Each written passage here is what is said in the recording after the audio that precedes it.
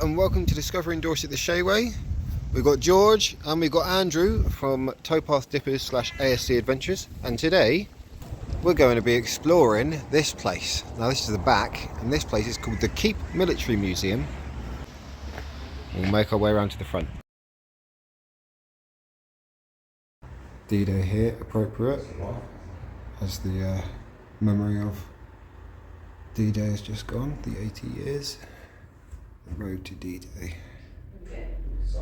D-Day is commonly used to refer to the Allied invasion of occupied Europe on the 6th of June 1944, which was officially titled Operation Neptune. Planning for this operation was immense, and due to its geographical location and proximity to Normandy in France, where the invasion took place, the county of Dorset played a key role in the lead up to the invasion. We had many people, both from the US, many troops from the US and the UK, left from Weymouth, just here actually, which is only 10-12 miles from where we are now. Here you go, look, early in the morning of 6th of June 1944, over 155,000 Allied troops stormed the beaches of Normandy under the hail of fire from machine guns, artillery and anything else the German defenders could throw at them. Prior to the landing, an intense aerial and naval bombardment had taken place all along the 50-mile stretch of Normandy coastline. Here's some of the kit that they had, look. British Canadian soldiers. And this is a wet bag. So it's a waterproof bag. Put your rifle in. As you can see, they're a waterproof bag for your rifle, used on the D-Day beaches, and they were issued these. As an example of one of the US troops' uniforms that they'd have had on at the time. 1855, a Devonshire farm labourer, over here next to George. Next up, 1914, is a Dorset farm labourer, which I'm assuming is this guy over here maybe. 2005, Devon or Dorset farm worker.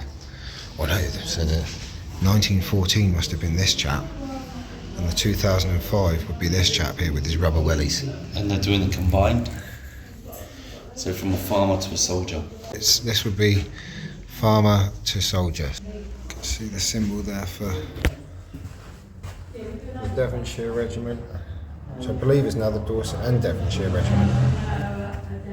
And there's some battlefield debris which we found. Many magnet fishers have found a few of those, I'm sure. Check out that piece of machinery. About 10 years ago, the wife wouldn't allow me to buy one of these for my garden.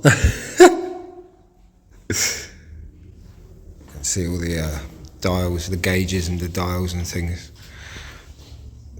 to change the trajectory. We got. Oh, I can see through it as well. I can see through the sight with the seat here.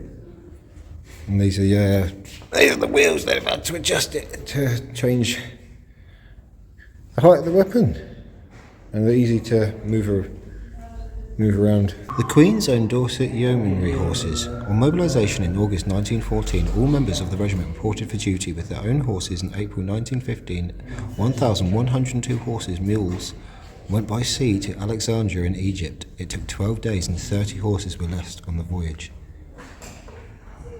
85 horses were killed in the charge, and at the end of the war in 1919, all the remaining horses were either destroyed or sold. In 1930, the few remaining horses, some of them by now over 30 years old, were rescued and sent to the Brook Animal Hospital in Cairo.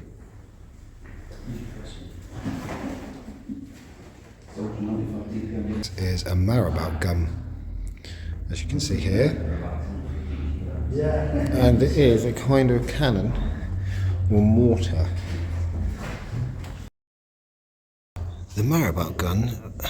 The award on the 6th of July 1802 to all regiments engaged in the Egypt campaign of the distinction Egypt with the Sphinx and a distinguished mark of His Majesty's approbation was a recognition of the 54th's work. This distinction was also the regiment's first battle honour. The campaign also brought the regiment another distinction to commemorate the zeal and attention which had so rapidly affected the fall of Fort Marabout. 2 of the captured guns were presented to the regiment. The second gun was presented to the 2nd Battalion of the 54th and remained with it until its disbandment in September 1802. It is not known what happened to the gun after the battalion disbanded. That sits on your head. Yeah. And you just go straight. Sort of bang on your head. I've been hit with frying pans and all sorts of wearing these. What you can hear is the background is Andrew going on about this helmet here. He's saying he's been hit with a frying pan wearing one of these. Yeah.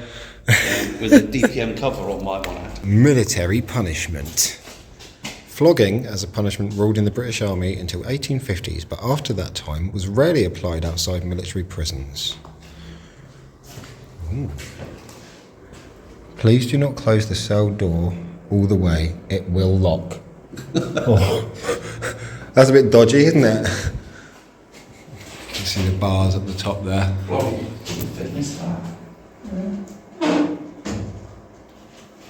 was that? Here's a map of Dorset here. Total number of casualties in the county. Killed 280, seriously injured 237 and slightly injured 358. Interesting item by George just here. Sorry George, I didn't mean to invade you. You've got the deserter's stamp. You can see that nasty looking item there with those needles on the end. This is an instrument introduced in the early 19th century as a more humane method of tattooing deserters from the army. Such marking was abolished in 1871. We move forward into Burma in 1944. Wow. Kukri, yeah. One of my favourite types of knives, and that's because my father actually knew a few Gurkhas and he was gifted one of their knives by them at one point for doing something, I'm not entirely sure what.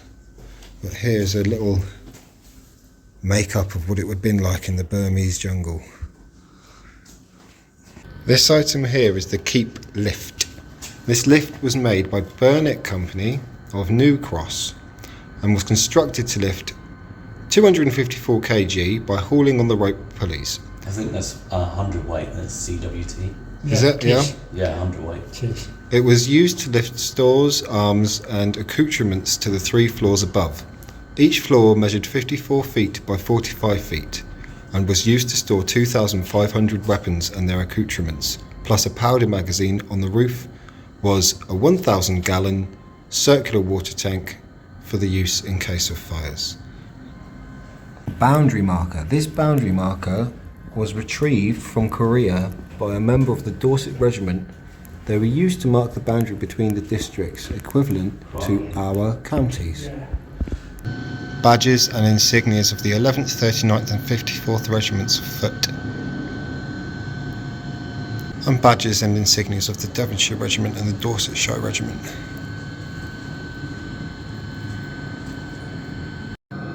Major John Andre of the 54th Regiment of Foot. In 1718, during the American War of Independence, Major John Andre was entrusted by General Clinton, the British Commander-in-Chief, with the delicate mission of conferring with a discontented American general, Benedict Arnold, who was negotiating to hand over his command at West Point to the British.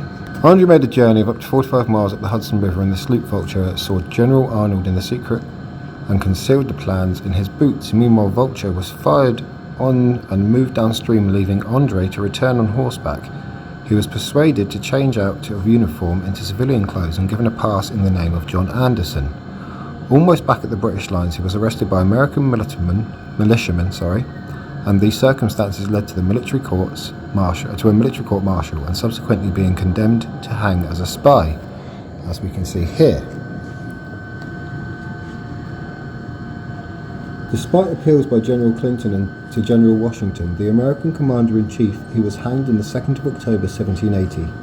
40 years later, the Duke of York, Commander-in-Chief of the British Army, had Andre's body exhumed and reburied with full military honours in Westminster Abbey, where a memorial had previously been erected by King George II. We can also see just there Major Andre's shoe buckle. The Revolutionary and Napoleonic Wars of 1793 to 1802. The wars resulting from the French Revolution and the rise of Napoleon brought a new form of mass warfare to Europe and other expansion of British army.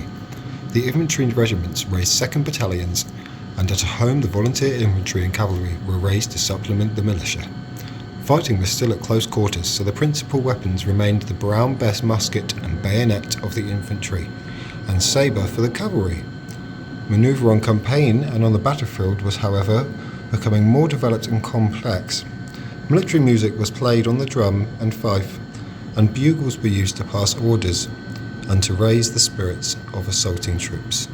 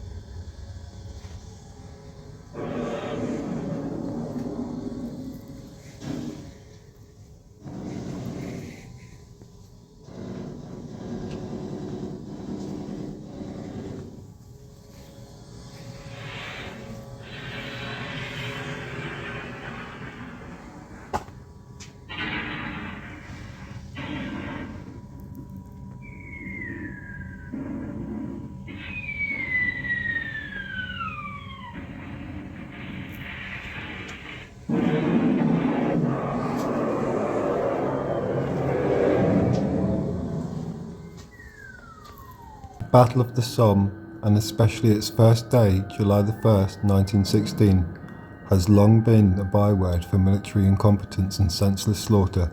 By the end of that day, the British Army had suffered 58,000 casualties for very small gains.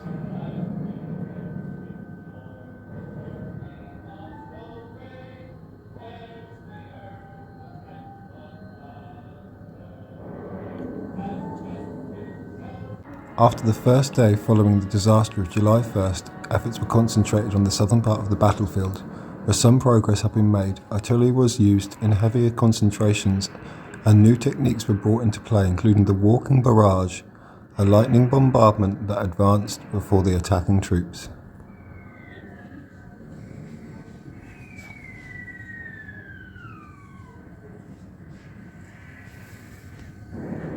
This bugle was being carried by drummer W.E. Starn of the 1st Battalion, the Dorsetshire Regiment in France, from the outbreak of war in August 1914 to the Battle of Somme, July 1916.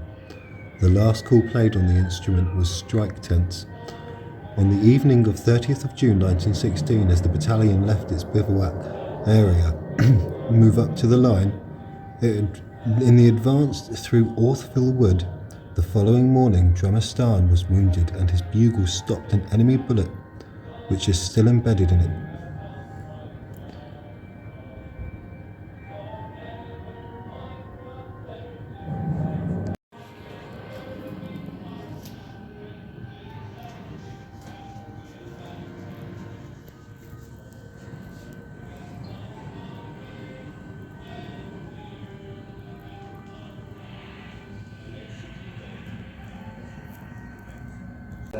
The retreat to Dunkirk 1940.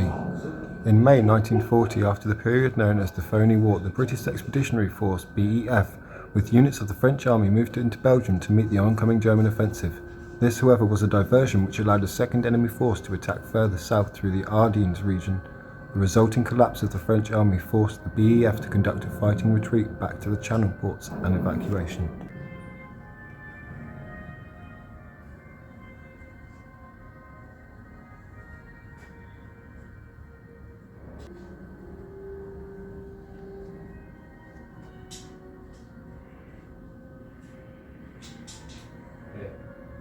Imagine finding this packet fish.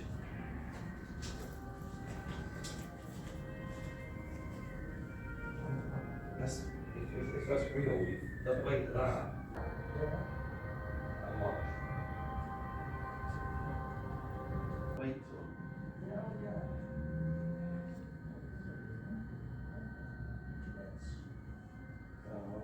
Enfield number 2. Oh, that's. Mark 1 Enfield.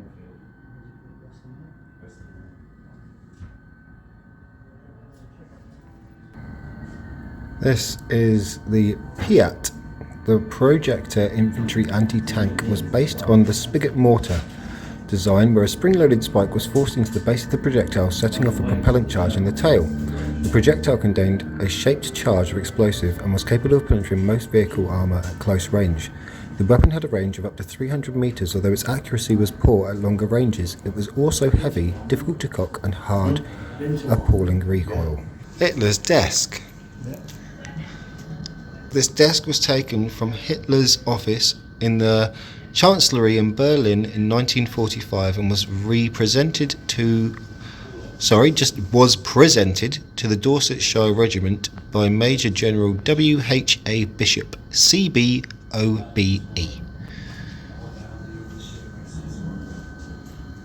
Is that Hitler's coffee stain?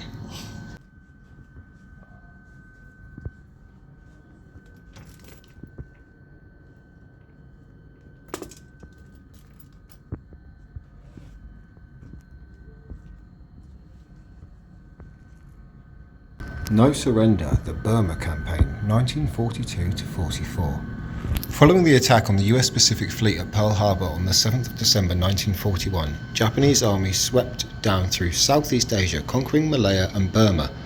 On February the 15th, 1942, the surrender of Singapore condemned 80,000 British, Australian and Indian troops to brutal captivity. British forces were pushed back to India across the Shindwin River. In March 1944, the Japanese crossed the Chindwin and advanced into India. The twin battles of Impal and Kohima, fought in May, finally ended in the Japanese advance into the region and pushed them into a retreat from which they never recovered. Both the 1st Devons and 2nd Dorsets distinguished themselves in the harsh jungle combat of Dorset's performance at the Battle of the Tennis Court on the Kohima Ridge. General George Wood wrote, "They could not have done better." The Korean War. In June 1950, the North Koreans invaded and advanced deep into South Korea. The United States called for the UN force, which was duly dispatched to the Korean peninsula. Although the regiments of Devon and Dorset did not fight as units in the active phases of the war, many of our soldiers served with other fighting regiments. In particular, volunteers helped to make 1st Gloucesters up to strength after the Battle of Imjin. By 1947, the Chinese communists who had escaped from Japanese occupation of Malaya by making to the hills began to take on the British colonial government. The communists, terrorists, never numbering more than 5,000 men, mounted hit-and-run raids and terrorised the indigenous Malay population. Cap and collar badges, Distinguished Conduct Medals, Meritorious Service Medals, Dorset Military Medals, Devon Military Medals, and Quartermasters.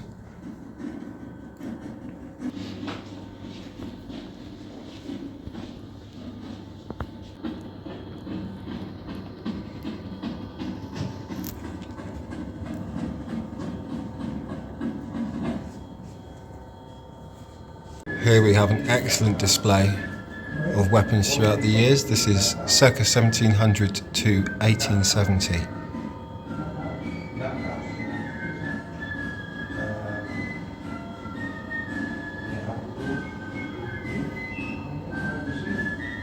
Next we have 1870 to 1940.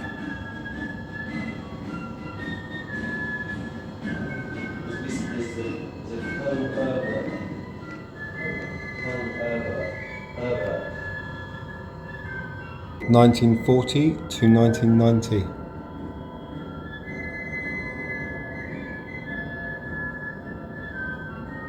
Some serious pieces of weaponry in there.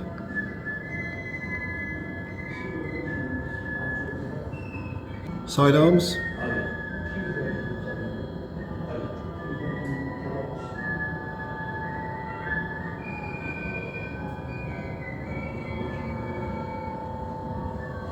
We only wear all this stuff for special occasions.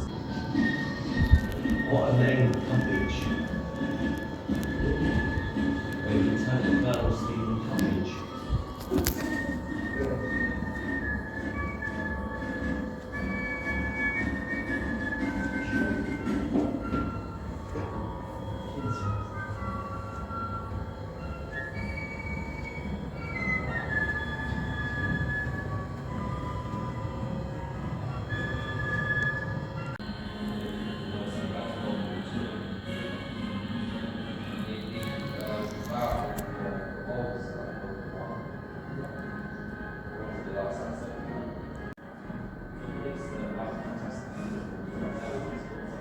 Iraq and Afghanistan war, which I know many people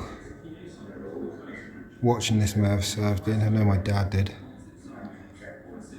During the years following the attack on the Twin Towers in New York, both regular and territorial army elements of the regiment saw service against insurgents and terrorist attacks in Iraq and Afghanistan. These operations were amongst the most deadly that the regiment took part in, and were close in character to full war. The Devon and Dorset companies of the Territorial Army's Rifle Volunteers contributed to Salamanca Company, which served in Afghanistan and fought with distinction against the Taliban.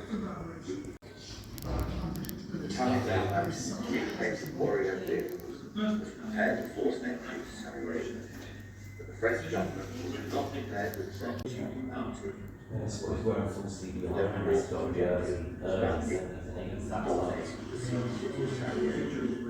Support from Allied airstrikes and artillery forces thus helping aid.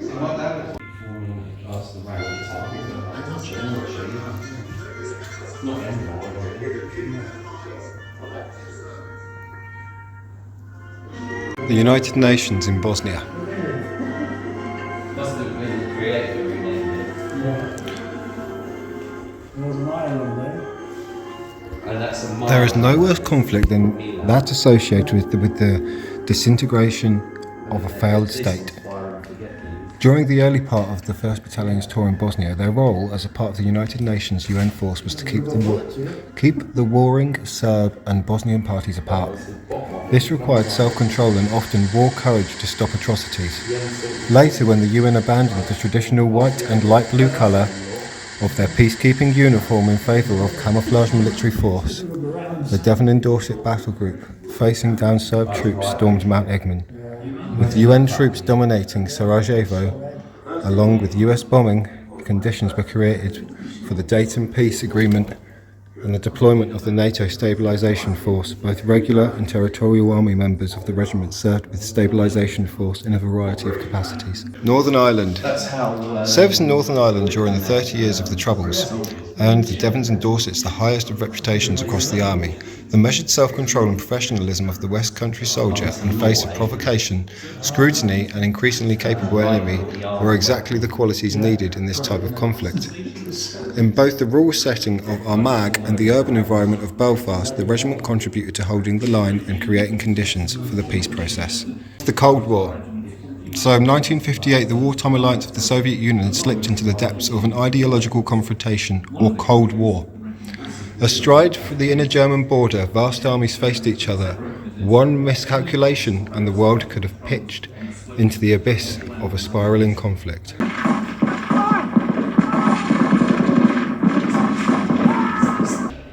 Last little bit as we go up the stairs, you can see the mechanism and the pulleys that I told you right at the beginning of the video that they used for the lift. If there was anything that any of you wanted me to go into more detail about in a video or a future video, I have got a year pass or an annual pass, so I've been able to get that, so I can come back at any time you would like and go into more detail on any specific battle.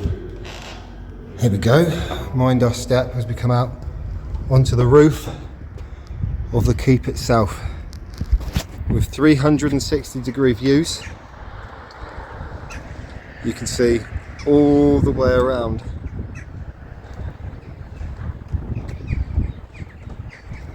This is quite interesting, I'll talk to you about this in just a moment. But first,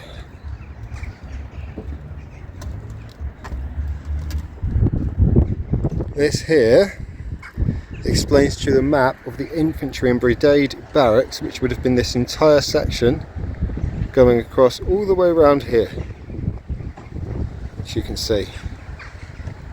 If I zoom in past what is now the post office, you can see just there's a little gateway in.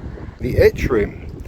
This room in the east tower was the disinfecting room for soldiers from the barracks in the 1880s. It was used for the treatment of the itch, the common term for scabies, a contagious skin disease.